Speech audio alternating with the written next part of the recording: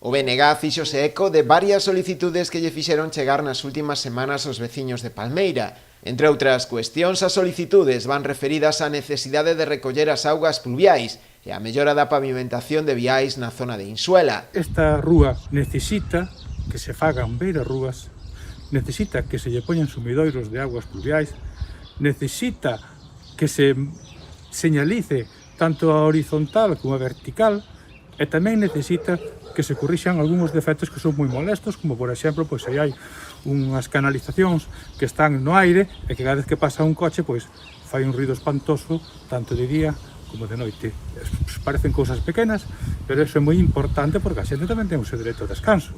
Tamén piden a instalación de contedores específicos e a mellora da conexión a internet. Para os nacionalistas, o Partido Popular, coas súas políticas, segue a esquecer as parroquias. A que abandone a súa política de discriminación coas parroquias de Ribeira e invista os cartos necesarios para dotalas de servizos e das instalacións que merecen.